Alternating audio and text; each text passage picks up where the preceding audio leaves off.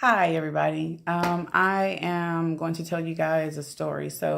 Basically, each week I go to a small group, which is part of my church, and we go and we fellowship with fellow Christians. And so we get to hear a wonderful story and get to chit chat, catch up on life, real life stuff. And then, we're always encouraged to share the message that we went over for the week or whatever. And so, as you guys know, your girl works from home. So, the only person I'll be sharing my story with are the people that live with me who are also a part of my small group.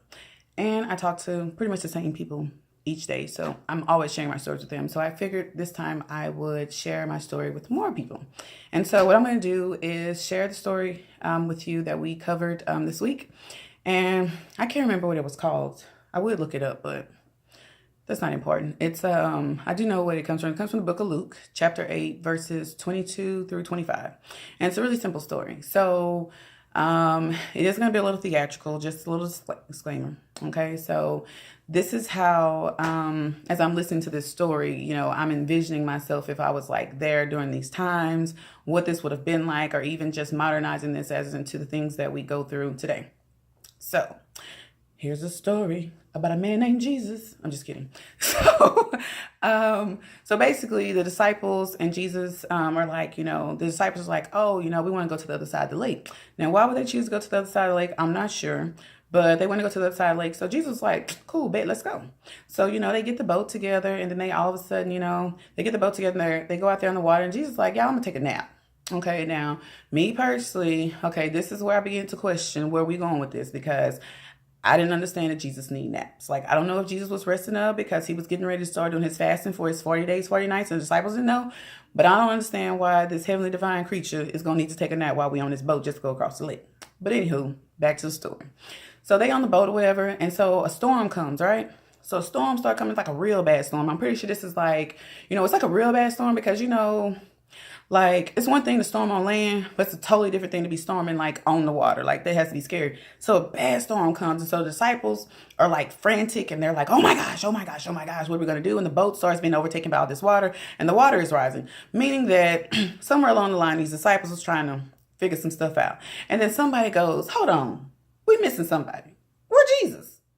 And somebody was like, oh, Jesus was going to take a nap. And somebody was like, a nap? What Jesus taking a nap for? Somebody better go wake him up. Then, your boy, probably Paul or Peter, was like, oh, no, don't go be waking up Jesus. Let Jesus rest or something, right? Because I'm pretty sure there was some confrontation about, like letting Jesus get his rest because he Jesus, right? And they was like, let's just respect him because he Jesus. And if Jesus say he need a nap, Jesus must need a nap, right? Because I'm thinking that too. Like, why is Jesus taking a nap? So anywho, so finally, somebody's like, look, boo, you got to move because we got to go wake up Jesus because we about to die. Jesus got a story to tell. Jesus ain't going to tell nobody a story because Jesus going to be dead. Jesus is going to die here on this water with us. Jesus is going to drown. We're going to all drown. We ain't going to be part of the 12 disciples. We ain't going down in history. Somebody go wake up Jesus. So, somebody go down there and it's like, Jesus, I'm going to need you to get up, Jesus. Jesus, we about to die. Jesus get up like real chill, goes outside, and he rebukes this storm. So the storm ceases. And now the disciples are like, whoa, whoa, whoa. They're like, oh, that was cool. And like, I'm glad we not going to die. But hold up. Like, Jesus, look, Jesus, like, we don't seen you, like, cure some people from leprosy. Like, okay, you could be a healer. And Jesus, we don't seen you, like, like, run these demons out of people. We don't see you perform, like, light miracles. But Jesus, like, who is this Jesus? Because Jesus has completely calmed the storm. So now they like, who, what? Because Jesus comes out and after he rebukes the storm, he's like, basically like, oh, where's your faith? Like, real chill.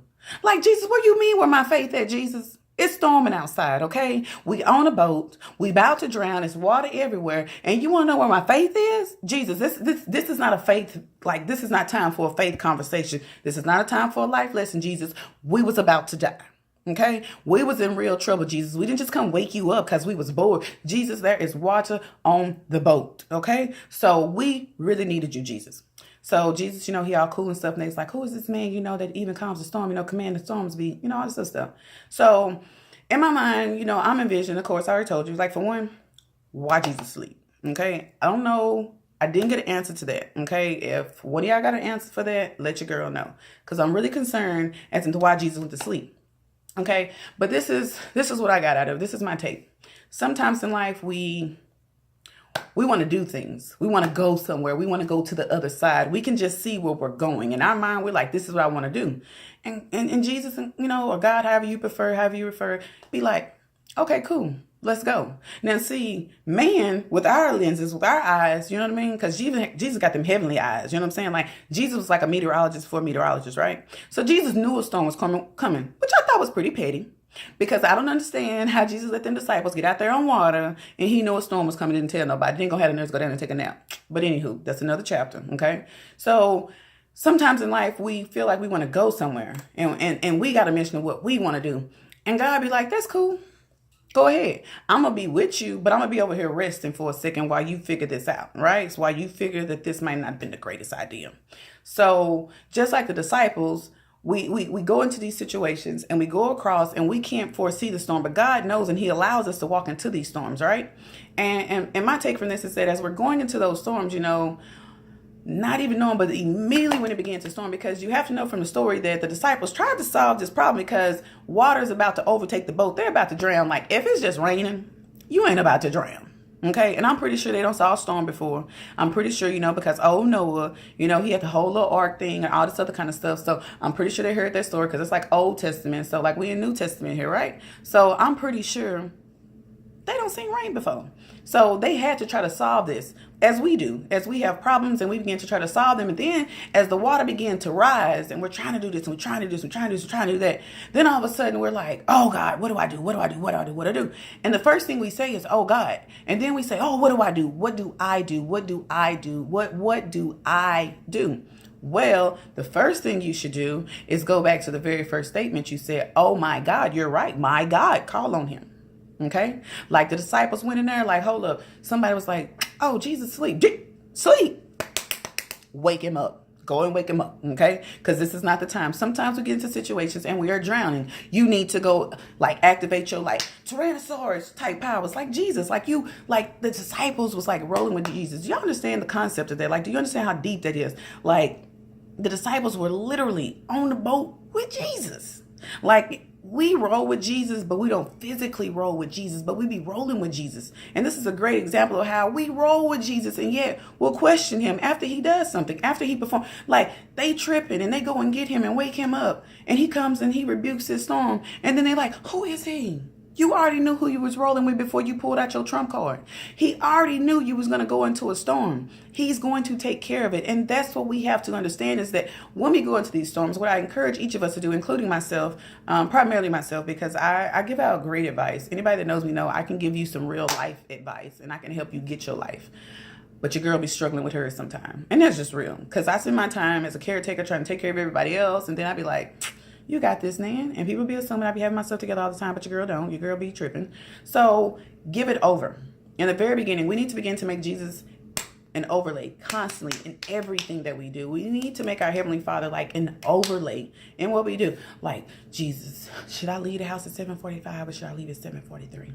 Jesus, should I wear that girdle? I'm going to go out to eat. Or should I not? Should I just put on me a nice little shaper so I can be comfortable so I can fully eat my food? Or should I just get cute and put on my corset? That type of stuff. Like, literally overlay him. It's not just about, oh, God, I'm praying for you for this new house. God, I'm praying that my kids get their act together. God, I'm praying to you that I can pay this light bill. God, I'm praying to you about this position. No, God, I'm praying to you about every step that I make in life. Not saying that you become overly paranoid, but you become overly, it's not really overly anything. You just begin to overlay God into your life and to realize that he is in control and you're not. And don't be over here acting like the disciples, but do understand that sometimes you will be like the disciples. I don't think you need to be in every situation, okay? Because some things you've experienced before. But I'm kind of like the disciples. I'm okay with a storm on land. Because I'm pretty sure, like, if it had been raining, okay, and they were like on land and they were like, I don't know if they was like in a tent or if they had tents back then or like whatever they were in, like whatever kind of house they was in, they've been cool. Because as y'all know, like people was riding out Harvey in their house, like, but people went on the road trying to ride out Harvey. So, you know what I mean? Like when a storm comes, we okay at home. But literally, you go on a cruise ship and a storm like that comes, you start thinking Titanic. Okay? We need to start thinking about Jesus and them 12 disciples. It's going to be all right. That's what we need to do is understand that he's in control in our life and that everything that we do, we need to make him an overlay. So I hope that encourages you guys. I hope it blesses your spirit. And I hope you got a little laughter out of it because I did. I had to just get it all my giggles out before I told this story. But you guys have a very blessed week, and hopefully I can share my story with you on next week.